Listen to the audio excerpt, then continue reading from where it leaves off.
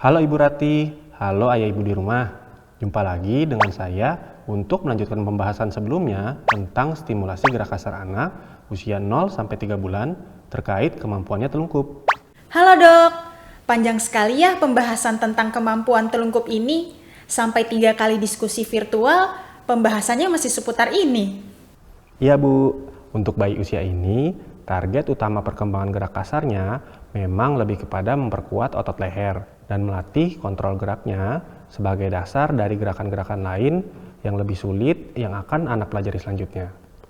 Nah, sebagai rangkuman, untuk melatih kekuatan leher bayi, ayah dan ibu dapat melakukan stimulasi dengan tummy time atau waktu telungkup dengan aktivitas yang beragam yang sudah saya tunjukkan di diskusi episode-episode sebelumnya, seperti menelungkupkan anak di dada orang tua yang juga meningkatkan ikatan emosional orang tua dengan anak, menggendong anak dalam posisi tegak dan posisi seperti pesawat, menelungkupkan anak di atas bantal hingga bola, juga mengangkat tubuh bagian atas anak hingga 30 derajat ketika dalam posisi terlentang dengan menggenggam kedua tangannya untuk melatih kekuatan lehernya.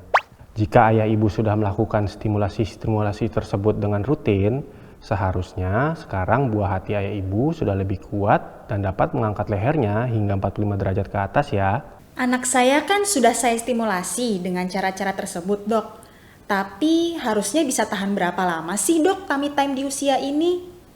Untuk durasinya, sebenarnya semua anak beragam. Karena ada anak yang memang tidak betah terlalu lama tummy time, ada anak yang lebih betah. Tetapi sebaiknya dalam sehari orang tua menyediakan tummy time dengan total durasi sekitar 1 jam dengan waktu yang dipecah sesuai kesanggupan anak.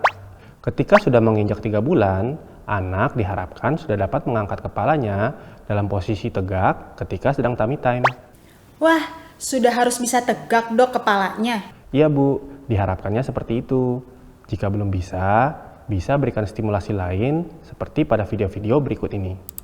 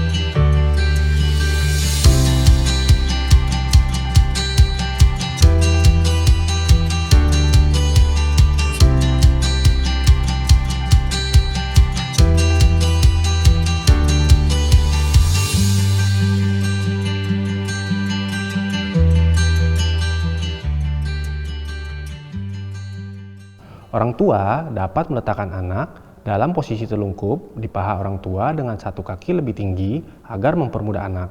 Selanjutnya, orang tua dapat meletakkan benda yang menarik seperti cermin dan mengusap-usap punggung anak dengan lembut. Kegiatan ini juga dapat dilakukan setelah memandikan anak.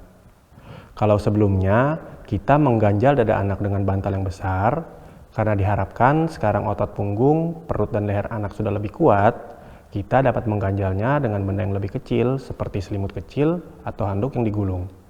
Untuk menarik perhatian anak agar mau mengangkat kepalanya, orang tua dapat tengkurap juga di depannya atau menggantungkan benda-benda berwarna mencolok seperti pita di video ini. Dapat dilihat kepala anak sudah mulai dapat terangkat dengan lebih tegak. Jadi begitu ayah ibu, contoh stimulasi-stimulasi lain yang dapat dilakukan. Oh iya, cara stimulasi lain yang juga dapat dilakukan ibu dan ayah ataupun oleh kakek neneknya adalah pijat bayi. Pijat bayi dimaksud berbeda dengan pijat pada dewasa. Pijatan bayi hanya berupa tekanan lembut pada tubuh bayi, namun memberikan manfaat yang besar. Pijat bayi yang dilakukan oleh orang tua, selain memberikan rangsangan pada bayi, juga meningkatkan ikatan emosional antara bayi dan orang tuanya. Untuk cara memijat bayi yang lebih lengkap, dapat ibu dan ayah lihat pada video lainnya, ataupun tanyakan langsung pada dokter atau bidan yang terdekat. Banyak kan caranya, Bun? Oh iya, dipijat ya? Nanti saya coba juga deh dok. Iya Bu, perlu diingat ya, stimulasi yang konsisten dan wajar sangat diperlukan untuk mengoptimalkan tumbuh kembang seorang anak. Jika ibu dan ayah ragu mengenai cara pemberian stimulasi yang tepat, ibu dan ayah dapat berkonsultasi dengan tenaga ahli yang ada di sekitar ibu dan ayah. Salam stimulasi.